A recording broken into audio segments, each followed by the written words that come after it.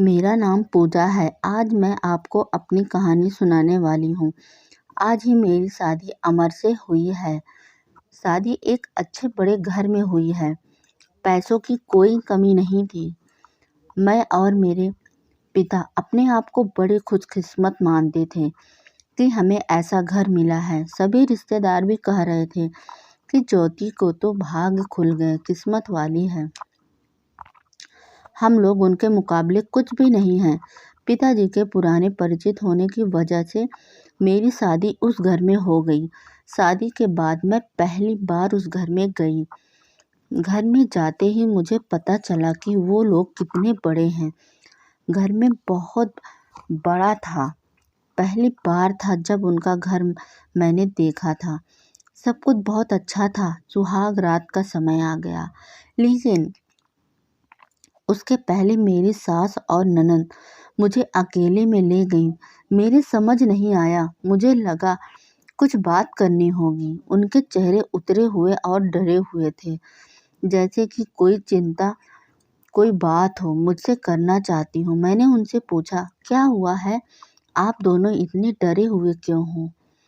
तो मेरी सास बोली, बेटा, हम तुम्हें कुछ बताना चाहते हैं, लेकिन तुम यह सुनकर हिम्मत रखना। साथ ही मेरी ननद भी बोली कि हाँ, अब हम जो तुम्हें बताने वाले हैं वो बात हम तीनों के बीच ही रखना। यह बड़ा घर है, यहाँ बात फैलने ज़्यादा समय नहीं लगता, और वो बात सबके सामने आ गई तो हमारे घर की इज्जत मिट्टी में मिल जाएगी। अब तुम इस घर की बहू हो और तुम्हें इस घर का मान रखना होगा। उनकी बातें सुनकर मैं सच में थोड़ा सा डर गई थी। मुझे समझ नहीं आ रहा था कि वो लोग आखिर बोलना क्या चाहते थे मुझसे कि इतनी बड़ी। मैंने कहा, आप बताएं तो सही, मुझे क्या बात है? मेरी सास बोली, बहू, मेरा बेटा मर्द नहीं है। उनकी यह बात सुनकर मेरे तो होश उड़ गए। उन्होंने कहा कि मैं जानती हूँ कि तुम सोच रही होगी कि फिर हमने तुम्हें क्यों फंसाया, लेकिन हमारी भी मजबूरी है। हम यह बात ऐसे बता नहीं सकते थे, वरना सभी को पता चल जाएगा। मेरा बेटा रात में अक्सर बाथरूम में ही रहता है। पता नहीं वहाँ क्या करता। जब भी उसे पूछो तो यही कहता है कि उसके पेट खराब है, मेरा पेट खराब है, यही बार बार बोलता है। कमरे में जाने से पहले अपने पति के लिए यह बातें सुनकर मुझे समझ नहीं आ रहा था कि मैं क्या करूं। मेरी ननद कहते हैं कि आप बिल्कुल फिक्र मत करिए, तुम उनसे बात करना, थोड़ा समय उसके साथ बिताओगे, फिर उससे खुलकर बात करो। अगर कुछ हो सकता है तो हम ज़रूर करेंगे। हम तुम्हारे साथ हैं, तुम अकेले नहीं, आपको अकेले नहीं छोड़ेंगे। सुहाग रात वाली रात यह बात सुनकर मैं अपने कमरे में जा रही थी। मुझे अब डर लगने लगा था।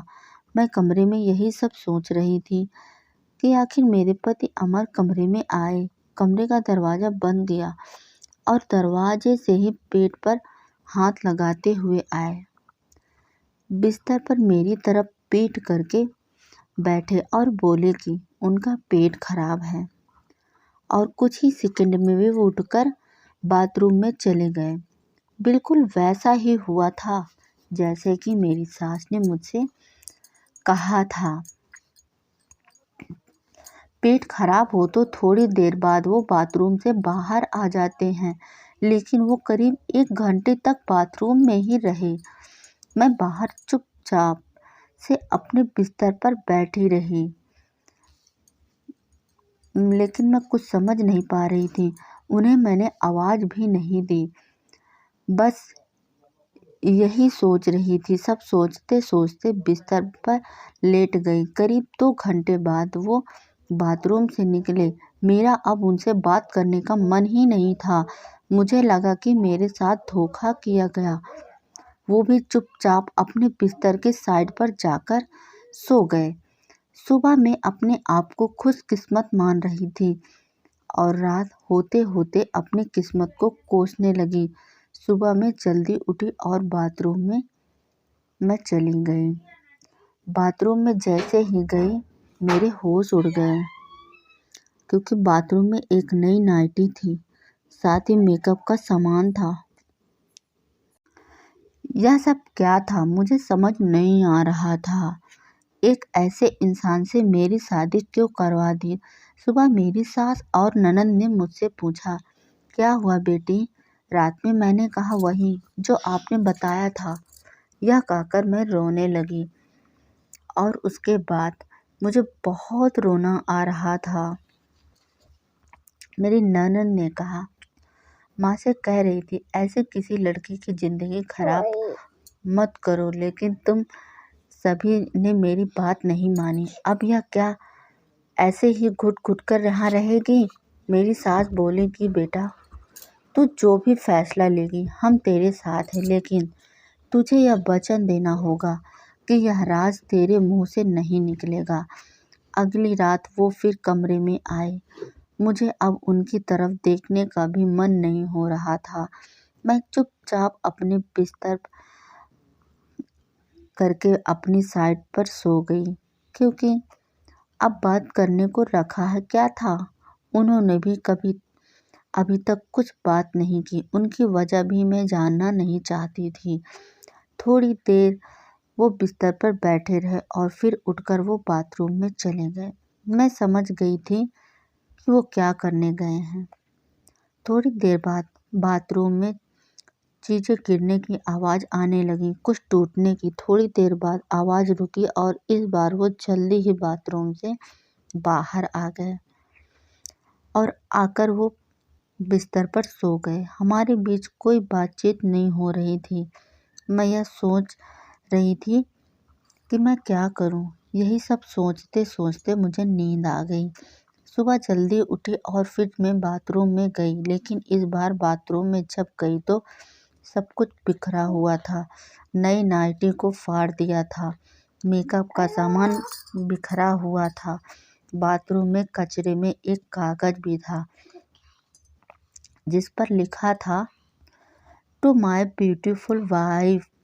मेरे मन में अब शक आया कि यह सामान और कपड़े कहीं मेरे लिए तो इन्होंने नहीं रखे। लेकिन फिर मैंने सोचा कि मेरी सास और ननद मुझसे झूठ क्यों बोलेंगी। अभी मैंने उनसे कुछ बात नहीं की। सुबह मेरी सास और ननद फिर मुझसे सहानुभूति जता रही थी। मुझे उनकी बातों से लगा कि वो चाहती हैं कि मैं अमर को छोड़कर इस घर से चली जाऊं। मुझे अब मेरी सास और ननद पर शक हुआ। मैंने घर की पुरानी नौकरानी से बात की। मैंने बातों बातों उनसे पूछा कि अमर कैसे हैं। वो बोले कि वो तो बहुत सीधे साधे हैं। उनकी माँ और बहन तो चाहती थी कि उनकी शादी उनके बहन से ही बहन के पति के रिश्तेदार से हो। बहन और माँ तो बहुत कोशिश की, लेकिन उनके पिता नहीं माने और उनके दोस्त से परिचय यानी आपसे शादी करवा दी, तो वो दोनों तो आपकी शादी के खिलाफ थे। कई दिनों तक घर में विवाद भी होता था, लेकिन हमारे पति अमर ने कहा कि पापा जो बोले वही करते हैं। मुझे अब पता चल गया था कि मेरी सास और ननद मुझे क्यों भगाना चाहती थी। इसलिए उन्होंने मुझसे झूठ कहा था।